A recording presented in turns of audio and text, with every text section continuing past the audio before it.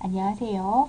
오늘 녹화되는 영상 8개 정도의 강의 내용은 작년 초3 사서경시 기출문제 유형 중에서 16개를 뽑아서 변형해 봤거든요.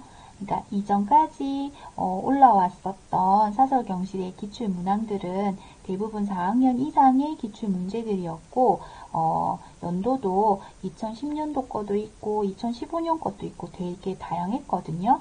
근데 오늘 문제들은 전부 작년 문제들을 변형한 거예요. 그래서 이 강의를 활용하는 가장 좋은 방법은 수업을 들은 후에 실제 기출문제를 찾아서 시간을 정해두고 시험 치듯이 도전해 보는 거예요. 만약 초등학교 2학년 학생들도 선생님의 지금 이 강의들이 이해가 된다면 같은 방법으로 도전해 보면 좋을 것 같아요. 그럼 문제를 한번 풀어보겠습니다. 자, 첫 번째 문제인데요. 사고력 문제를 한 번쯤 풀어본 친구들이라면 다루어 본 문제 유형이에요. 바로 복면산이고요. 복면가왕에서 복면하고 같은 의미다, 맞죠? 자, 선생님은 복면산 푸는 걸 굉장히 좋아하는데요. 수학 문제를 푸는 게 아니라 재미있는 퀴즈를 푸는 것 같고요. 선생님이 탐정이 되는 것 같아요. 문자 뒤에 어떤 숫자가 숨어 있을지. 자, 우리도 다 같이 퀴즈 풀듯이 재미나게 한번 풀어봅시다. 다음 덧셈식에서 기역, 니은, 디귿은 서로 다른 숫자를 나타냅니다. 요게 핵심이죠. 근데 문제에 따라서요, 그 숫자의 범위가 조금 다르게 주어져 있을 때도 있어요. 1부터 9까지다 라는 조건이 주어질 때도 있고요. 이 문제처럼 그냥 서로 다른 숫자입니다 라는 조건이 주어질 때도 있고요.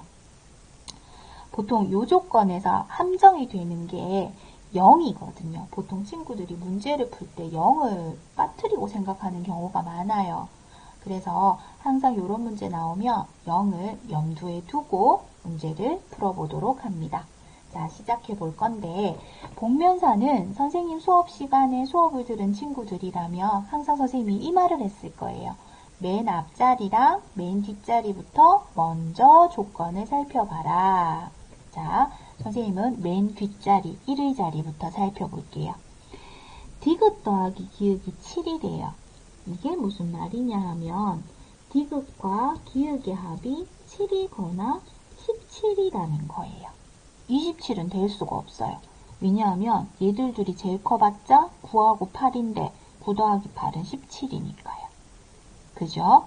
자, 그런데 벌써 얘가 아니라는 거는 앞자리, 100의 자리를 보면 알아요. 왜냐하면 디귿 더하기 기역이나 기역 더하기 디귿은 결과가 당연히 같죠. 근데 이게 17이 되면 이 결과는 4자릿수가 돼야 되니까 3자릿수잖아요. 근데 선생님 기역 더하기 디귿이 어떻게 8이에요? 받아올림을 받은 거죠. 그러면 니은 더하기 니은이 한 자릿수가 아니라 2자릿수라는 얘기네요. 자, 그러면 지금부터 가보겠습니다. 디귿 더하기 기역은 7이고 디귿 더하기 기역은 7이고 자, 그러면 니은 더하기 니은이 10이래요. 1 올라가야 되니까요. 그죠? 그러면 2개 더해서 10이 되는 경우 똑같은 거 2개 더해서 10이 되는 경우는 당연히 니은은 5죠. 자, 여기서 또 체크. 기역, 니은, 디귿은 서로 다른 숫자니까 기역과 디귿은 절대 5가 되면 안 되네요.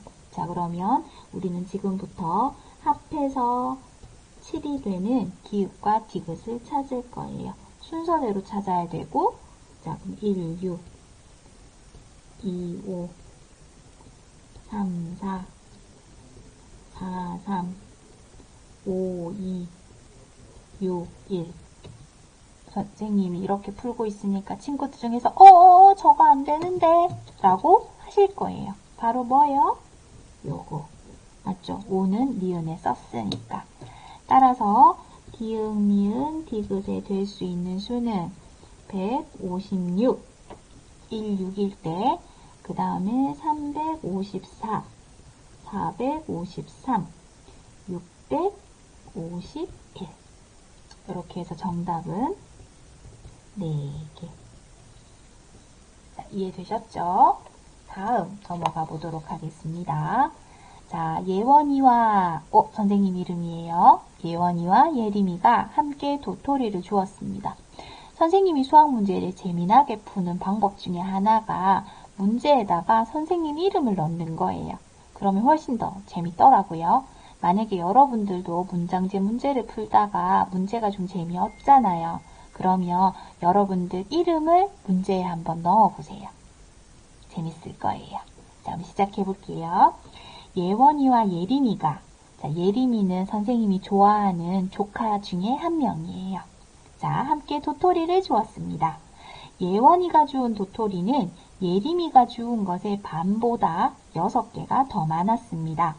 두 사람이 주운 도토리가 모두 42개일 때 예원이가 주운 도토리는 몇 개입니까? 그럼 우리 조건에다가 줄을 치고 번호를 한번 붙여볼게요. 첫 번째 조건은 요 녀석이고 두 번째 조건은 요 녀석이네요. 자, 이 문제는 식세워 해결하기, 덩어리로 해결하기라고 영역을 볼 수가 있는데요.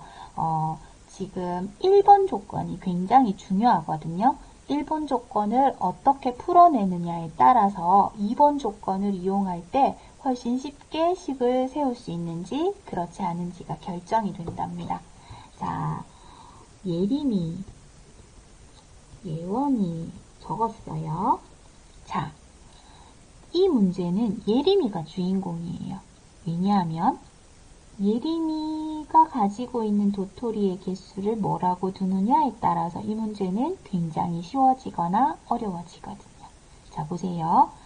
예원이가 주운 도토리는 예림이가 주운 것의 반보다 그러면 예림이 거를 반으로 나눌 수 있다는 말이네요. 그죠? 그래서 예림이 거를 반으로 나누려면 예림이 개수를 2덩어리로 표시해야 돼요. 그래서 선생님이 네모 2개로 표시했어요. 그러면 1번 조건, 예원이가 주운 도토리는 예림이가 주운 것의 반보다 몇 개가 더 많았다? 6개가 더 많았다. 이제 해결 끝났어요. 이제 2번 조건으로 등식만 만들면 돼요.